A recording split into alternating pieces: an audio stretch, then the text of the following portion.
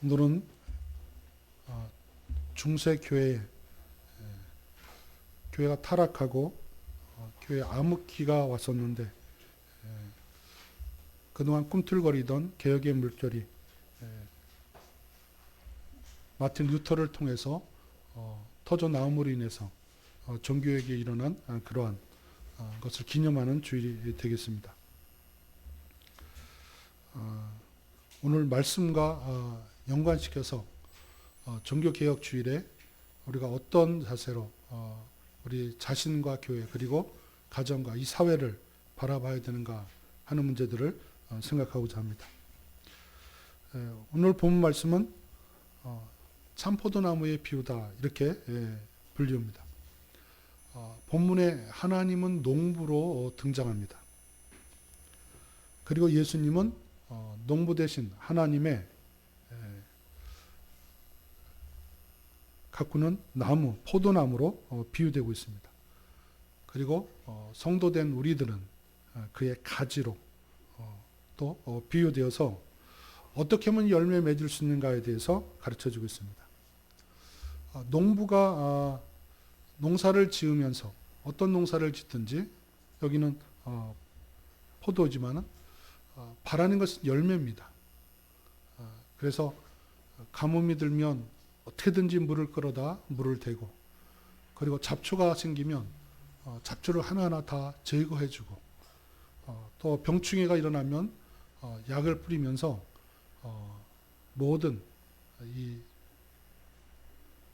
곡초와 또는 이러한 나무들을 보호하고 열매 잘 맺기 위해서 애쓰는 모습들을 보게 됩니다.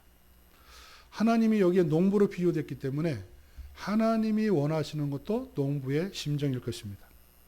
농부가 제일 원하는 것은 열매 맺는 건데 그냥 열매 맺는 것이 아니라 어떻게 열매 맺기를 원할까요? 다 같이 오늘 제목을 읽어볼까요? 더 많은 열매로 하나님께 영광.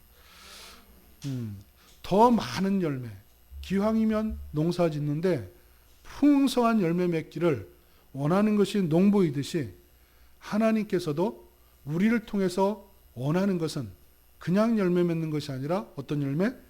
더 많은 열매. 더 많은 열매 맺기를 원하시는 줄로 믿습니다. 우리 다 같이 옆 사람과 인사하시죠. 더 많은 열매 맺읍시다. 자, 오늘 2절에서도 그렇게 말하고 있습니다. 2절에서도 보니까 열매를 맺는 가지는 더 열매를 맺게 하려 하여 열매를 더 맺게 하려고 애쓰는 농부의 입장으로 나타나신 하나님의 모습이 있습니다.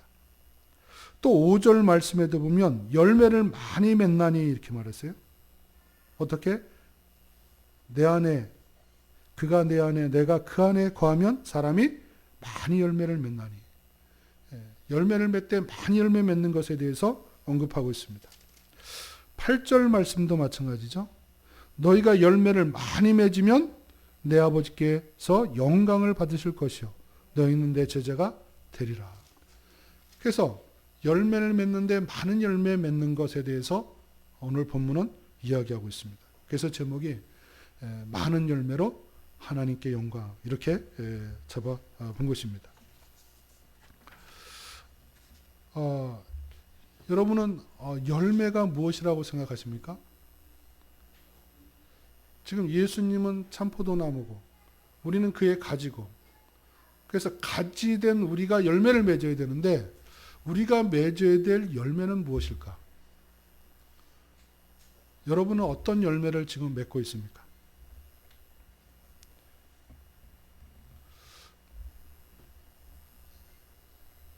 여러 가지가 있겠죠, 그죠? 예. 성경에서 열매로 표현된 거, 과실로 표현된 것이 많이 있어요. 저는 이 열매를 우리가 믿을 때 정말 하나님 안에서 주님 안에서 우리 성품이 변화되고 인격이 변화되고 더 나아가서는 이제 그 인격이 변화된 삶을 통해서 이것이 하나님의 기쁨이 되고 하나님께 영광이 되는 그 모든 일들이 열매다 이렇게 볼 수 있다고 생각을 합니다. 물론 성경에서는 성도가 이렇게 전도하는 거, 이 전도도 열매라고 성경은 말하고 있어요. 그죠? 전도도 열매라고 말하고 있는가 하면 성경은 또 하나님 앞에 드리는 예물도 열매로 성경은 말하고 있습니다. 많이 심은 자는 많이 거두고 적게 심은 자는 적게 거둔다 할 때 그 구절이 예물에 대한 말씀이거든요. 그런 것도 있는가 하면 또 우리가 하나님 앞에 드리는 찬양도 입술의 열매다. 예배의 삶도 열매가 되는 줄로 믿습니다. 갈라디아서 5장 22절 23절에는 우리가 성령 받은 자는 제일 먼저 나타나는 게 뭐예요? 인격이 변하잖아요. 인격이 변해. 그래서 성령의 9가지 열매 이렇게 이야기도 하죠. 성령의 9가지 열매 기억하십니까? 사랑과 희락과 화평과 오래 참음과 자비와 양성과 충성과 온유와 절제니 이렇게 말하고 있습니다. 성령을 받게 되어지면 변화되는 것은 인격적 변화가 먼저 일어난다. 이게 열매예요. 열매가 외적으로 나타나는 열매도 있는가 하면 내적으로 맺혀지는 열매도 있는데 우리의 인격이 진정으로 변화되는 이것이 열매다 이렇게 볼 수 있어요. 그것이 넘쳐서 이제 전도도 하고 또 찬양도 하고 또 구제도 하고 이 모든 것들이 열매가 되는 것이거든요. 그래서 우리는 내적인 열매도 많이 맺어져야 되고 외적인 열매도 풍성하게 맺어져야 될 줄로 믿습니다. 자, 열매 그러면 어떤 열매를 맺어야 될까라는 것을 우리가 연구하고 또 생각하고자 할 때 본문에서 우리는 참포도 나무된 예수님에 붙어있는 가지라는 데 우리는 초점을 둬야 됩니다. 자, 예수님이 참포도 나무고 우리가 그의 가지면 우리도 무슨 나무가 됐어요? 포도나무죠. 자, 그러면 감나무에서는 뭐가 열려야 돼요? 포도나무에서는요.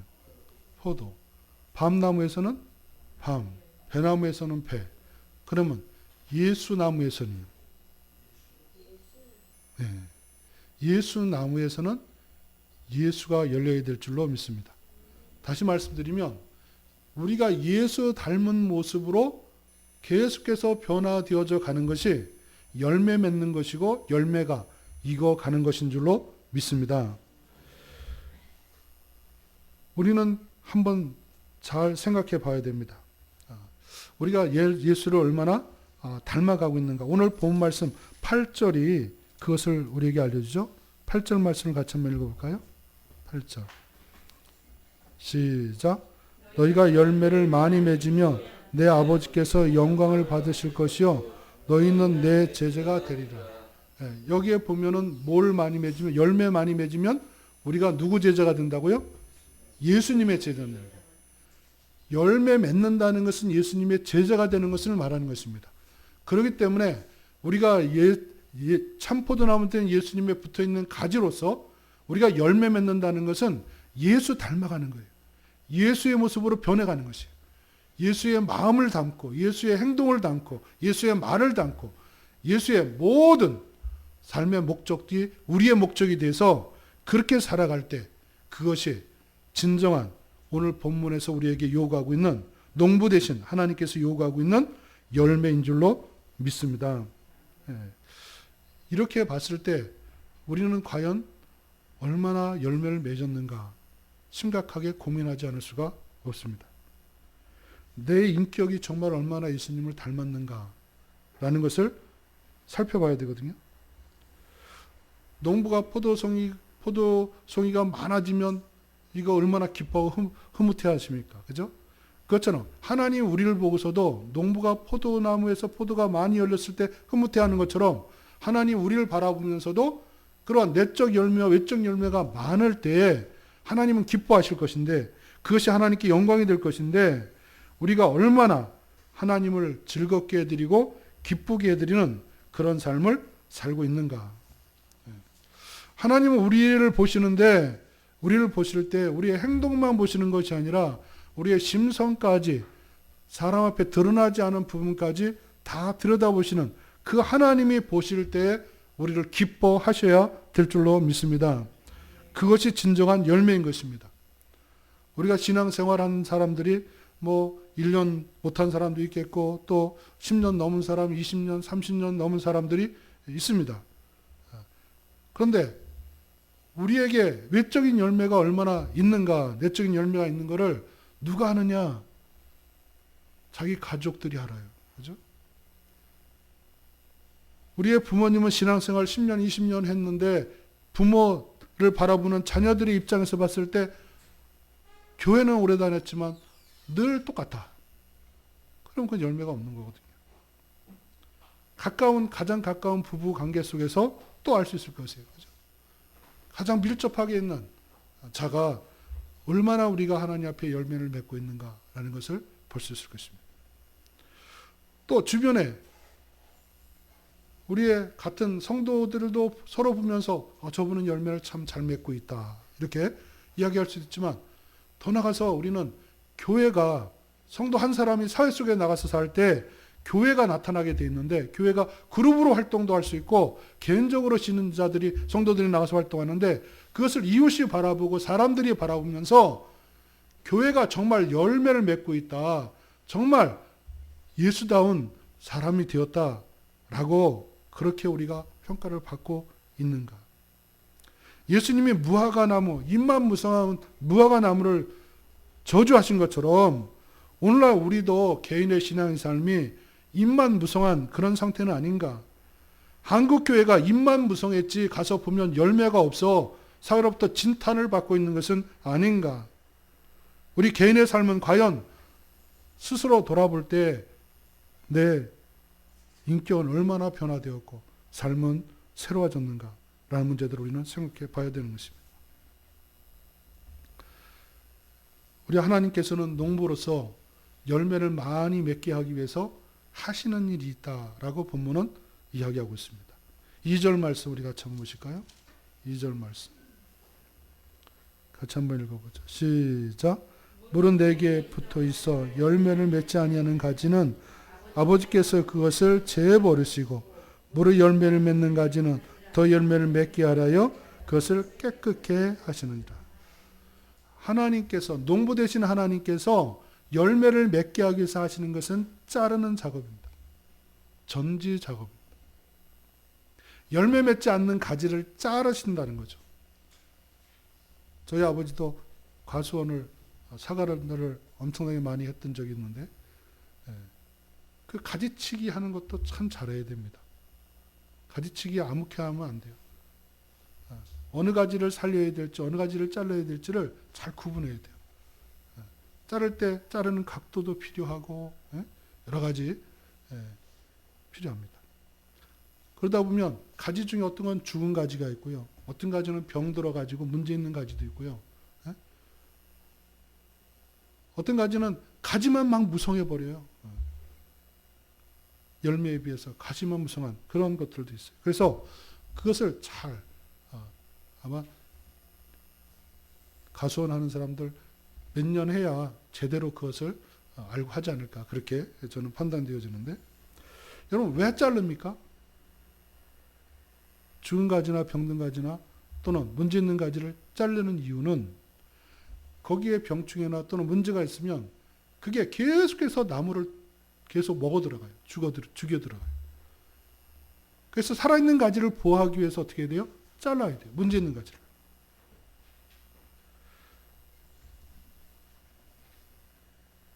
그리고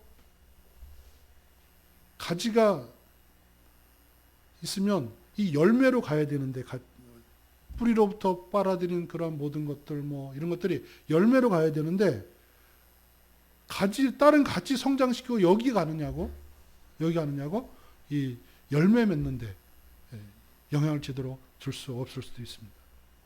그래서 이런 병균이 또는 뭐 겉에 이렇게 입에 묻은 것도 있지만 나무를 파고 들어간 것들도 있고 그러거든요.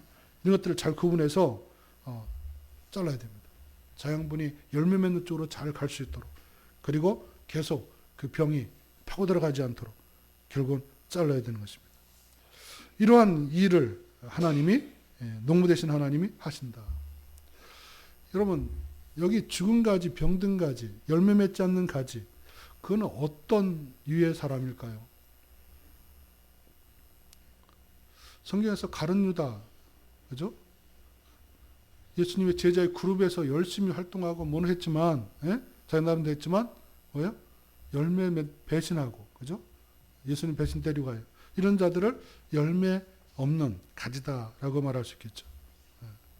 교회는 다니는데 보통 마당만 밟고 다닌다 그러죠. 성전 뜰만 맞고 다니고 몇 년이 지났는데도 하나도 변화가 없어요.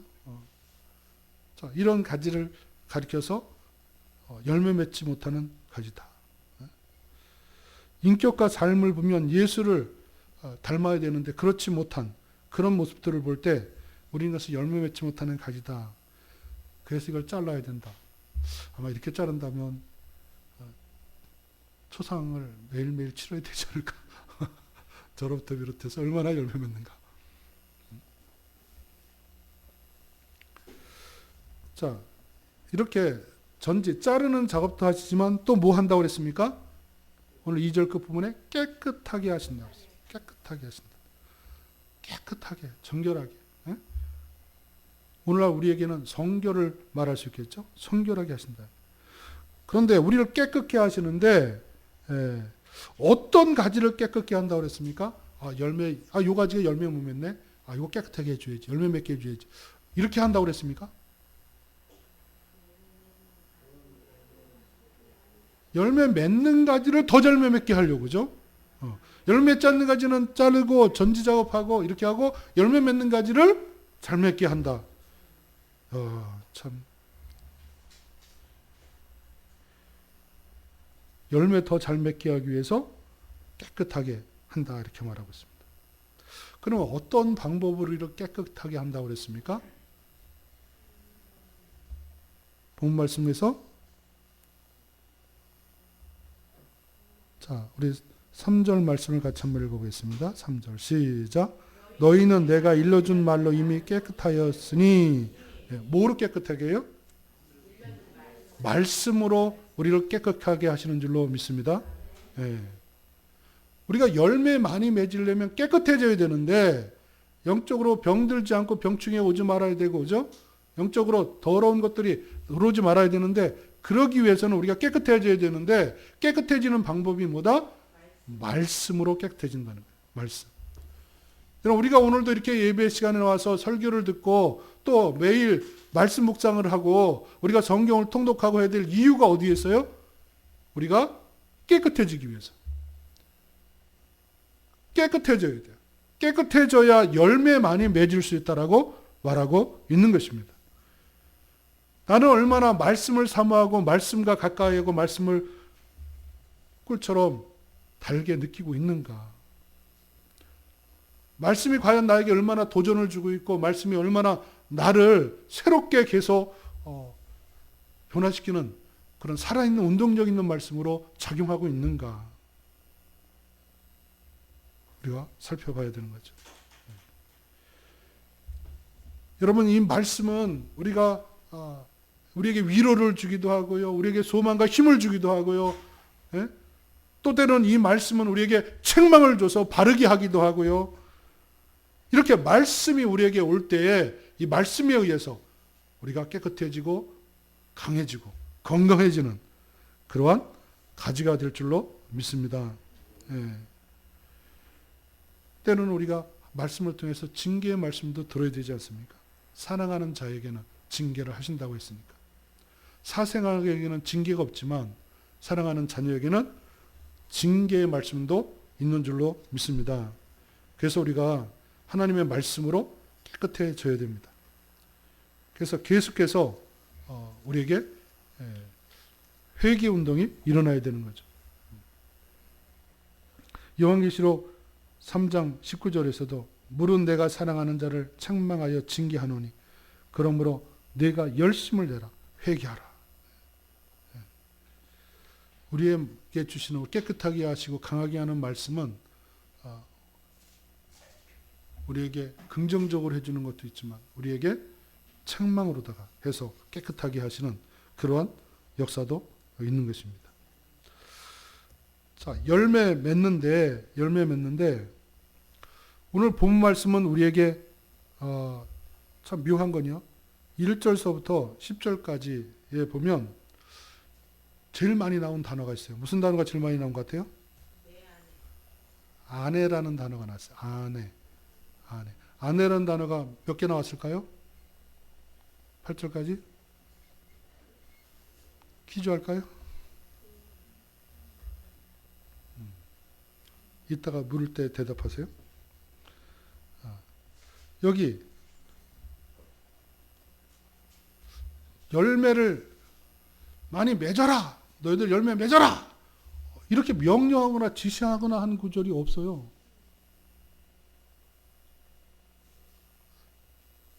열매 맺어라. 많이 맺어라. 이렇게 말하지 않고 있어요. 하나도. 그게 특이한 점입니다. 명령하지도 않고 근데 성경은 어떻게 말하고 있냐면 저절로 맺는다 이렇게 돼 있어요. 어떻게 하면?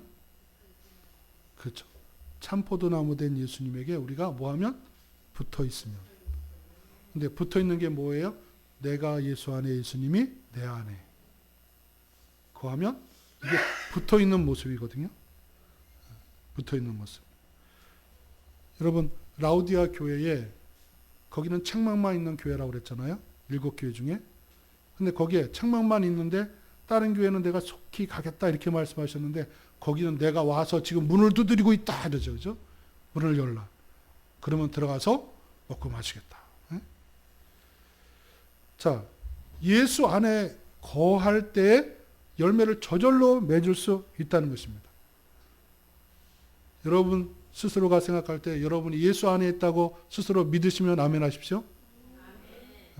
예수 안에 아직 거하지 못하는 분이 있습니까? 그러면 여러분에게 뭐가 저절로 나타나야 돼요? 열매가 나타나야 돼요. 그럼 우리가 열매가 어떻게 나타나냐는 거죠.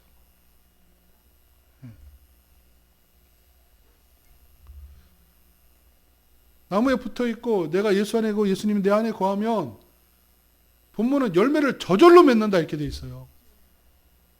열매 맺어라 뭐 이래서 되는 게 아니고 열매 맺는 비결은 단 한 가지 붙어 있으라는 거예요. 그것이 내가 예수 안에 예수님이 내 안에. 아내라는 단어가 몇 개 있어요? 예?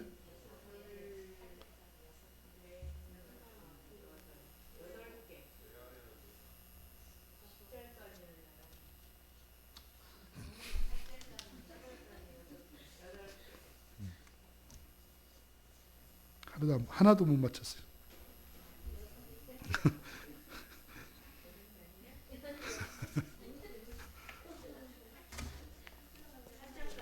열 개 있습니다. 10개.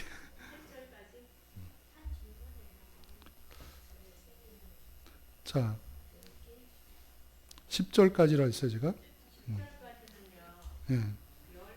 예, 10개 있어요. 자, 대표적인 것이 4절인데요. 4절을 같이 한번 읽어보죠. 4절. 시작. 내 안에 거하라. 나도 너희 안에 거하리라. 가지가 포도나무에 붙어 있지 아니하면 스스로 열매 맺을 수 없음과 같이 너희도 내 안에 있지 않으면 그러하리라. 예. 이 말은 뭐예요? 붙어 있으면 저절로 열매 맺는다는 거예요. 예. 저절로 열매를 맺는다. 열매를 맺으라. 여러분 예수 안에 거한다는 거 그것은 구원받는 거잖아요. 그죠? 내가 예수 안에 가고 예수님이 내 안에 거한다. 이건 구원받는 거. 이것은 하나님의 특별 은총에 의해서만 가능한 줄로 믿습니다. 그러니까 열매 맺는 것은 노력으로만 되는 게 아니에요. 먼저 하나님의 은혜가 임해야 가능하지는 거예요. 하나님의 은혜가 임해서 내가 예수 안에 거하고 예수님 내 안에 거하는 그래서 구원받은 자의 반열에 하나님 자녀된 반열에 들어와 있어야 열매가 그때서부터 가능한 줄로 믿습니다. 이것이 되어진 않은 이 특별 은총 하나님의 은총이 임하지도 않았는데 열매 맺으려 한다 해서 열매 맺혀지는 것이 아니다라는 거죠. 자, 우리는 예수 안에 다 있음에도 불구하고 우리가 왜 열매를 풍성히 못 맺는가? 예수 안에 거해도 자 보세요. 우리가 한 가정 식구가 됐어요. 호적에 같이 기록이 됐어요. 우리가 하늘나라의 호적에 생명책 이름이 기록됐어요. 기록되어 있지만 가족들끼리 어떻게 해야 돼요? 같이 관계 유지를 위해서 애를 써야 돼요. 그래야 진짜 가족이죠. 그죠? 물과 기름처럼 따로따로 한 집안에서 놀면 그거 가족이라고 할 수 있습니까? 관계가 필요해요. 자, 무엇이 어떻게 하는 것이 우리가 예수 안에 거하는 것인가에 대해서 우리가 좀 더 살펴볼 필요가 있는데요. 자, 예수 안에 거하는 문제를 또 하나 보겠는데 7절 말씀을 보겠습니다. 7절 말씀 같이 읽습니다. 시작. 너희가 내 안에 거하고 내 말이 너희 안에 거하면 무엇인지 원하는 대로 구하라. 그리하면 이루리라. 아까는 예수님이 우리 안에 거하는 걸 말하더니 이번엔 어떻게 해요? 예수님의 말씀이 우리 안에 거하는 것을 말해요. 여러분, 예수님이 우리 안에 거하는 것의 또 다른 모습은 예수님의 말씀이 우리 안에 들어와 있는 것인 줄로 믿습니다. 하나님의 말씀 속에 내 속에 계속 들어와서 내 속에서 운동력 있게 역사해야 되는 거예요. 그게 내가 예수 안에 거하고 예수님이 내 안에 거하는 것입니다. 그렇기 때문에 열매 맺기 위해서는 말씀하고 뗄 수가 없어요. 말씀을 외면하고서는 열매 맺을 수 있는 방법이 없습니다. 사도 바울도 예수를 믿으며 우리가 예수 안에 있고 예수님이 또 내 안에 계신 건데 그것의 관계성이 친밀하게 계속 유지하는 그 관계성은 다른 게 아니라 예수님의 말씀이 내 안에 거할 때 그러하다라고 말하고 있는 것입니다. 그러므로 우리가 열매를 많이 맺으려면 우리에게 뭐가 필요한 거예요? 말씀이 필요한 거예요. 전도하려니까 말씀이 필요하잖아요. 특별히 이단에 연루된 자들을 돌이키려니까 뭐가 필요해요? 말씀이 필요해요. 진짜 참 진리의 말씀이 필요해요. 거짓 진리를 벗겨내고 참 진리를 집어넣고 변화시키려니까 말씀 없이는 그 앞에 한마디도 못해요. 말씀 없이는 그들을 변화시킬 방법이 없어요. 세상의 가치관보다 성경적 가치관을 알려주려면 말씀의 진가를 보여줘야 되고 설득해야 되고 알려야 되죠. 그러기 위해서는 뭐예요? 내 속에 먼저 말씀이 있어야 돼요. 다 같이 옆 사람과 한 번 더 인사 나눌까요? 말씀 충만합시다. 우리가 말씀 충만하기 위해서 정말 노력을 해야 됩니다. 자, 그런가 하면 또 한 가지가 있어요. 여기에 보니까 내 말이 너희 안에 거하면 그 다음에 뭐라고 그랬어요? 무엇이든지 원하는 대로 하라. 말씀과 기도. 이 두 가지가 병행될 때에 무엇인지 구하라. 그리하면 이루리라. 이 이루어지는 것들이 열매거든요. 그래서 말씀과 기도 이 두 가지가 주님과 붙어있는 방법인 것입니다. 원리인 것입니다. 그래서 끊임없이 기도는 하는데 왜 말씀이 우리 안에 거하면 기도하라고 그랬느냐? 기도가 하나님의 뜻하고 무관한 기도가 너무나 많은 거예요. 나의 욕심과 욕망에 따라 구하는 것이 너무나 많은 거예요. 그의 나라와 의를 구하고 아버지의 뜻을 따라서 우리가 구해야 되는데 제멋대로 구하지 않고 잘못된 기도 많이 있잖아요. 바리새인들의 기도, 이방인들의 기도, 잘못된 기도 많이 있어요. 응답받지 못하는 기도 많이 있어요. 근데 성경은 어떨 때 기도하라? 말씀이 내 안에 거하면. 하나님의 말씀 우리의 그 안에 거할 때 우리가 무엇을 구하고 무엇을 하나님께 요구하고 나가야 될지를 깨닫게 되어지고 알게 될 줄로 믿습니다. 그래서 그 말씀 붙들고 기도하고 나갈 때 거기에 힘이 있습니다. 그 기도가 힘이 있어요. 여러분, 하나님의 말씀이 우리 안에 거하면 기도가 살아나요. 기도가 힘을 얻게 돼요. 여러분, 그 낯선 사람하고 두 사람 A, B, 가불이 만났어요. 두 사람 딱 옆에 앉혀놓으면 처음부터 말을 잘 할 수 있을까요? 잘 못하죠. 서먹하고 무슨 말 해야 될지, 저 사람이 어떤 사람인지, 그죠? 말 건네기도 조심스럽고 그래요. 근데 이제 둘이 대화를 해서 저 사람이 말을 많이 들어봤어. 아, 저 사람은 뭐 하는 사람이다 알았어요. 또 나도 말을 많이 해서 나에 대해서 많은 오픈을 했어. 근데 그 다음서부터 그 사람들은 어떻게 될까요? 대화가 원활하게 이루어질 수 있어요. 상대의 말을 많이 듣고 많이 내가 가지고 있으면 그분에 대해서 많이 알고 있기 때문에 그분에 대해서 이야기를 많이 할 수 있어요. 여러분, 친밀한 관계면 관계일수록, 또 사랑은 관계일수록 어떻게 돼요? 친밀한 관계일수록 그 사람과 대화는 더 많은 풍부한 대화를 나눌 수 있어요. 어떤 대화도 용납되며 서로 대화하는 단계가 될 수 있어요. 이처럼 하나님의 말씀이 우리 속에 거하게 되어지면 하나님 앞에 우리가 할 말도, 기도할 말도, 나눌 말도 하나님과 대화의 내용들이 풍성해지게 되어 있는 것입니다. 그래서 하나님의 말씀이 우리 안에 거하면 우리가 뭐하라? 기도하라는 거예요. 말씀 없이 기도하면요, 기도가 잘 안 돼요. 기도가 힘이 없어요. 기도해놓고서도 응답될지 안 할 때에서 확신이 없어요. 여러분, 주님 안에 붙어있기 위해서 주님의 말씀이 여러분에 거하게 하기 위해서 말씀에 창념하시기를 주의 이름으로 축원을 드립니다. 예. 여러분, 종교개혁도요, 여러분, 주보를 통해서, 칼럼을 통해서 지금 6가지를 내보냈는데, 2가지만 내보낸 것 중에 다시 한번 여러분이 리마인드 시키기 위해서 말씀드린다면, 개혁의 핵심은 하나님의 의를 발견하는 것입니다. 마틴 루터가 종교개혁의 물결을 일으키기 전에 그가 가졌던 마음이 있습니다. 나는 하나님의 의를 싫어했다. 나는 하나님은 공의로우시며 죄인들을 벌 주시는 분으로 배웠다. 내가 비록 신실한 수도사로서 살았지만 언제나 나는 하나님 앞에서 죄인으로 무거운 양심의 가책 속에 있었다. 그가 종교개혁을 일으키기 전에 자기 영적 상태예요. 그런데 그가 이 문제, 이 죄의 문제, 가책의 문제를 해결하기 위해서 몸부림치고 시키는 것 다 했지만 해결이 안 됐어요. 그러다가 종교개혁에 불길이 일어나는 구절이 있었습니다. 로마서 1장 17절이죠. 복음에는 하나님의 의가 나타나서 믿음으로 믿음에 이르게 하나니 기록된 바 오직 의는 믿음으로 말미암아 살리함 같으니라. 우리가 살아나는 거, 영생을 얻는 거, 구원받는 거, 제산받는 거, 이게 무엇으로 된다? 믿음으로 된다는 것이에요. 행위와 공력으로 되는 게 아니고 믿음으로 되는 것이라는 거죠.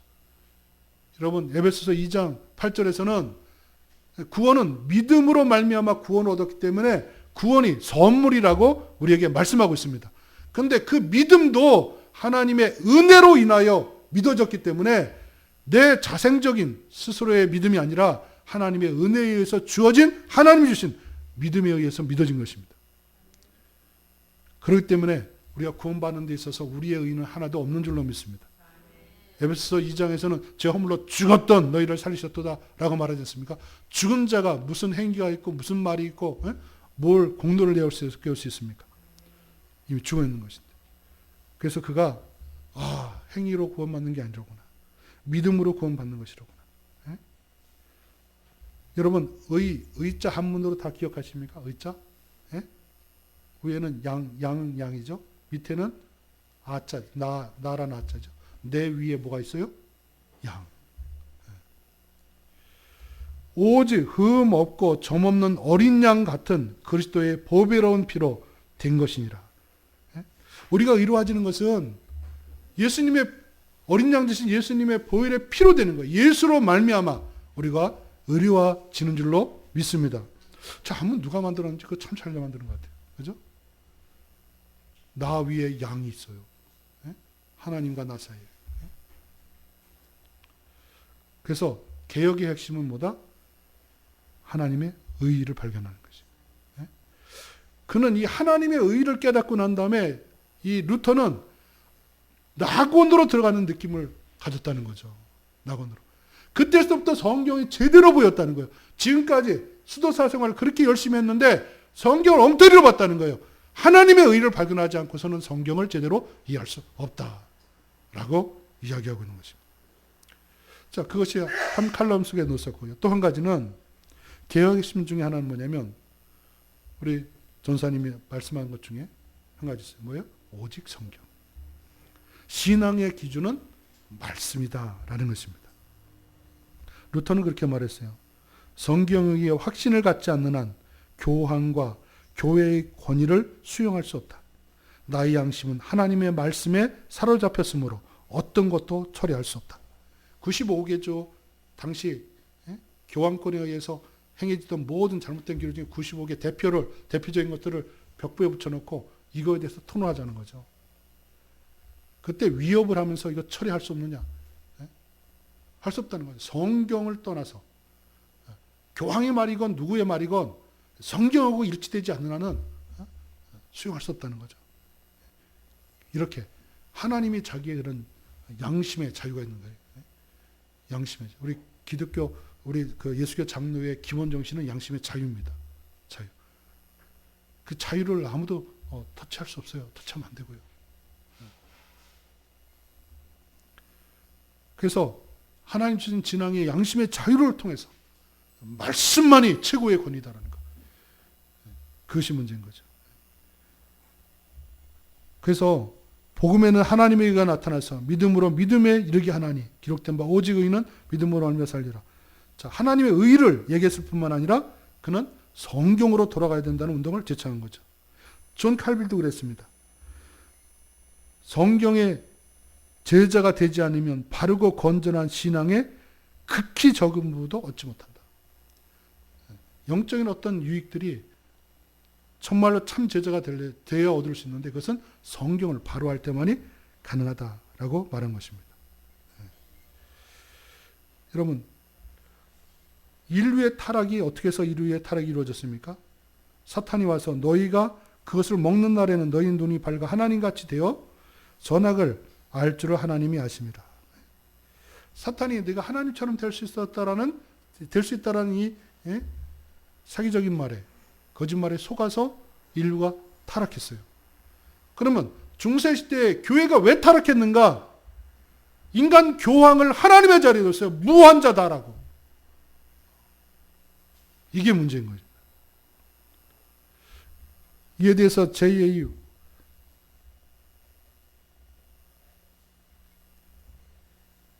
와일은 이렇게 말했습니다. 교황권의 대낮은 세계의 한밤중이었다. 교황은 교황권이 너무나 세져가지고 대낮처럼 밝았다면 그때 이 세상은 가장 암흑기의 한밤중이었다. 이렇게 표현합니다. 여러분, 성경을 얼마나 무시했으면 1229년에 로마 가톨릭은 평신도는 성경 읽을 권리도 없다는 거예요. 성경 사사를 풀 수 없다 그래서 그것을 개인이 풀 수 없다 그래가지고 교회가 풀어줘야 되는데 교회의 머리는 예수님인데 교황이 되어버리지 않았습니까? 그래서 교황 무엇을이 나오고 교황의 말과 성경하고 배치되면 교황의 말이 더 우선이 되고 교회가 전통적으로 해온 그것을 더 위에 두는 이러한 것이 거듭되다 보니까 작은 것들이 그것이 점점 커져가지고 큰 눈덩이가 된 것처럼 중세교회가 완전히 썩어버린 거죠. 그러나 성경에 참 하나님의 사람들, 사도들은 뭐라고 말했습니까? 베드로 안드레 뭐 이런 사람들이 이적도 행하고 역사해. 그러면 또 주목하고 바라보니까 왜 나를 주목하느냐? 사람이 나를 주목하지 말라는 거죠. 바나바와 바울도 마찬가지입니다. 성령의 역사로 많은 일들을 행했어요. 그러니까 저게 신인 사람으로 둔갑해 온 거 아닌가 이렇게 그렇게 했죠.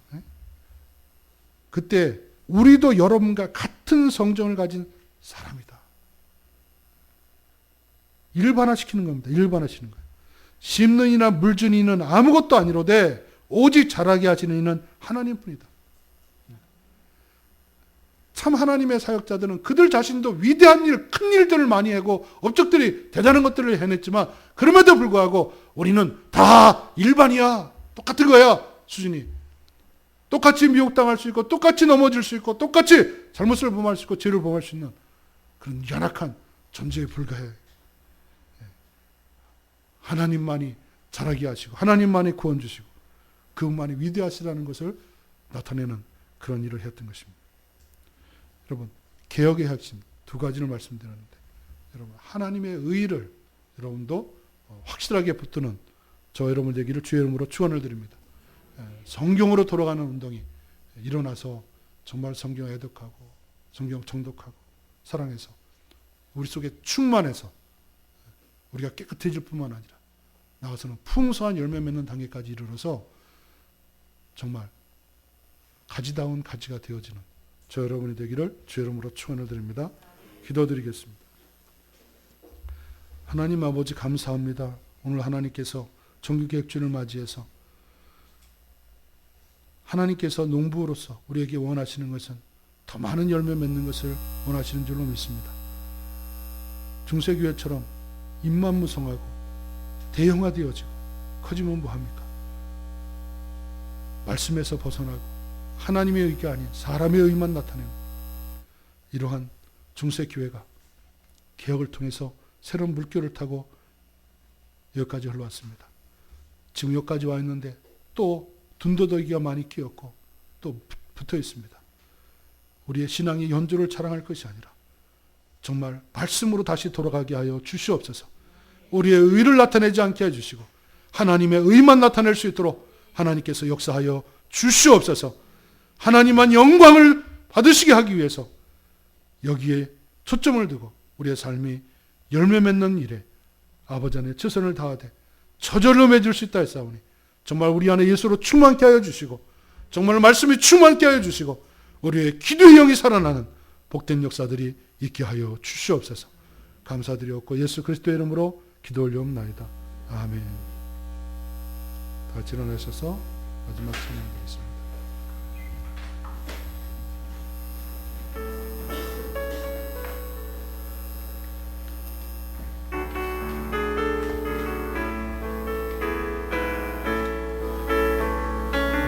사랑의 띠로 하나가 되었습니다. 하나님을 사랑하고 예수님의 사랑을 멀리 전하세. 찬양하여 주의 사랑을 전하세. 모두 함께 예수님의 사랑을 세상에 널리 알리세. 이제는 우리 주 예수 그리스도의 은혜와 하나님 아버지의 극진하신 사랑하심과 성령님의 감화 감동 내주 인도 역사하심 예수 안에 우리가 있고 또 우리 안에 예수가 있음으로 인해서 주께 붙어있어 정말 말씀 충만 기도 충만으로 저절로 많은 열매 맺기를 원하는 이를 통하여 참 제자의 다운 제자가 되어지고 하나님께 크게 영광 돌리기를 원하는 우리 모든 성도님들과 한국교회 선교지 위에 지금으로부터 영원토록 함께 계실지어다. 아멘.